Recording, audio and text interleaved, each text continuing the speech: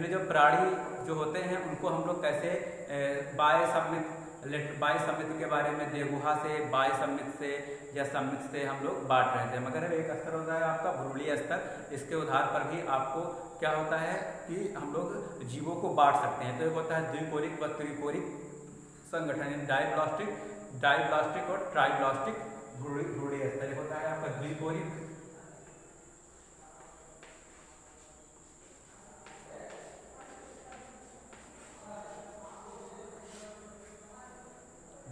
व त्रिकोरिक।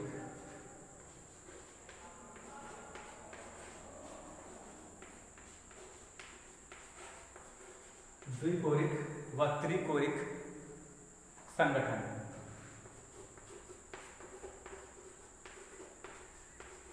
द्विकोरिक इसको इंग्लिश में बोल देंगे डाइब्लास्टिक और इसको बोलेंगे ट्राइब्लास्टिक।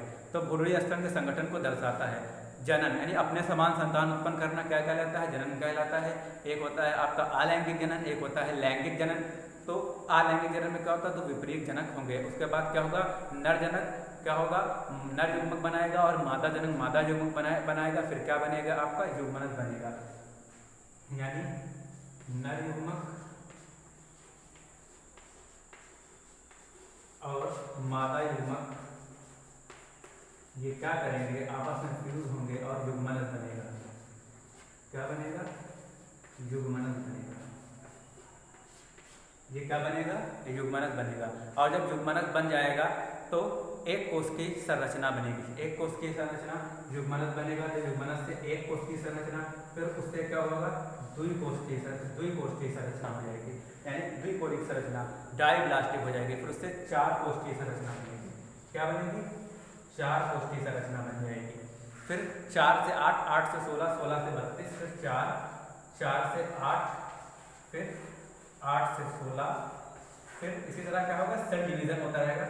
16 से 32, 32 से 64, 32 से 64, 64 से 128, 64 से क्या हो जाएगा? आपका 128।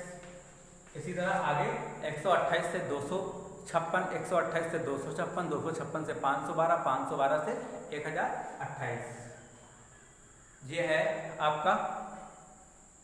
फिर क्या होगा?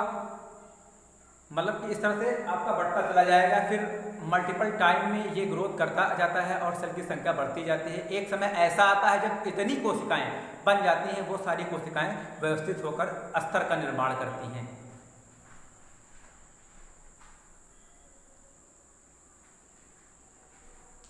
ये आपका डिप्लोब्लास्टिक का फिगर है।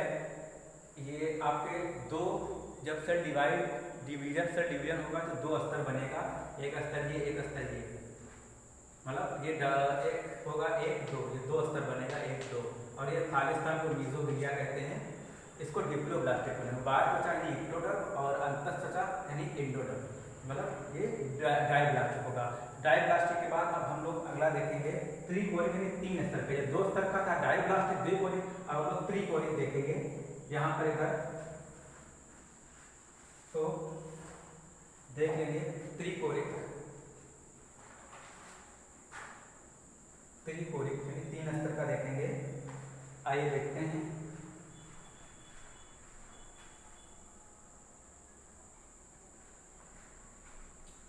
भ्रूणीय स्तर में हम लोग द्विकोरिक में डिप्लोब्लास्टिक स्तर को देखा था। द्विकोरिक जो कि किसमें, कौन से संघ के प्राणियों में, जानवरों में था?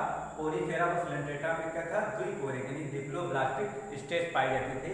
मगर प्लेथे से लेकर कार्डेटा तक जितने जंतु होंगे उसमें ट्रिप्लोब्लास्टिक यानी कि त्रिकोरिक स्तर पाया जाएगा। कैसा? त्रिकोरिक स्तर उसमें पाया जाएगा। डिप्लोब्लास्टिक यानी कि त्रिकोरिक स्तर पाया जाएगा। वहां पर था डिप्लोब्लास्टिक, यहाँ पर